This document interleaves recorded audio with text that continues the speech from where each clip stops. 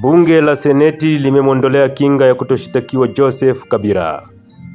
Baraza la Seneti nchini DRC limepiga kura kwa wingi siku ya Alhamisi jioni, Mei 22, ili kuondoa kinga ya aliyekuwa Rais Joseph Kabila anayeshutumiwa na mahakama ya kijeshi kushirikiana na kundi la waasi la M23 ambalo limedhibiti maeneo kadhaa mashariki mwa nchi hiyo. Matokeo ya kura zilizopigwa na maseneta wa Kongo yako wazi. Kwa wingi wa kura 88 waliounga mkono, maseneta watatu hawakupiga kura na maseneta 5 pekee wamepinga, na hivyo kuidhinisha kuvuliwa kinga kutoshtakiwa rais wa zamani Joseph Kabila Alhamisi Mei 22, na hivyo kutoa nafasi kwa mahakama ya kijeshi kuanzisha kesi dhidi yake. Mwezi uliopita, waziri wa sheria alipeleka swala hilo kwenye mahakama ya kijeshi ili kuanzisha kesi dhidi ya mkuu wa zamani wa nchi hiyo kwa kushiriki wake wa moja kwa moja katika vuguvugu la AFC ama M23 katika muktadha wa kushadidi kwa mzozo mashariki mwa DRC. Mwanasheria mkuu wa jeshi la Kongo kisha aliwasilisha ombi kwa baraza la Seneti ili kuondoa kinga yake, akimtuhumu kwa uhaini, uhalifu wa kivita, uhalifu dhidi ya ubinadamu na kushiriki katika harakati za uasi. Uamuzi huu wa maseneta mara moja ulizua hisia nyingi katika wadau wa kisiasa nchini Kongo. Kwa upande wa UDPS, kama seneta Jules Lodi akiwa na shauku ya kusema kuwa hiyo sio dalili ya hatima Joseph Kabila, mwenzake Jean Tshisekedi anakaribisha uamuzi wa maseneta, akizingatia kuwa ni hatua ya kihistoria. Seneta Jules Lodi anasema kuwa rais huyo wa zamani hajahukumiwa na kwamba bado hajawa na hatia, huku akibainisha kwamba hakuna Mkongo aliye juu ya sheria. Naye Jean Tshisekedi anajibu kwamba uhalifu anaoshutumiwa Joseph Kabila ni hatari sana kwa taifa letu, kabla ya kuongeza, uhalifu huo unagusa mioyo ya kila Mkongo. Tuko hapa kuonyesha mfano. Joseph Kabila Kabange anakuwa mkuu wa kwanza wa zamani wa nchi kushitakiwa kwa uhaini, uhalifu wa kivita na mashtaka yanayohusiana nayo. Kulingana na wafuatiliaji wa mambo, kesi yoyote itakayofunguliwa dhidi yake huenda ikazidisha machafuko kwenye taifa hilo ambalo tayari linakabiliwa na mizozo ya kisiasa kutokana na mashambulizi yanayofanywa na waasi wa M23 huko mashariki mwa Kongo, wanasema wachambuzi. Kabila aliyehudumu kwa miaka 18 kama rais wa Jamhuri ya Kongo alikuwa na kinga kutoshtakiwa, na bado ana ushawishi mkubwa kwenye uwanja wa siasa za Kongo hata baada ya serikali ya muungano na Tshisekedi kuvunjika miaka 2 iliyopita.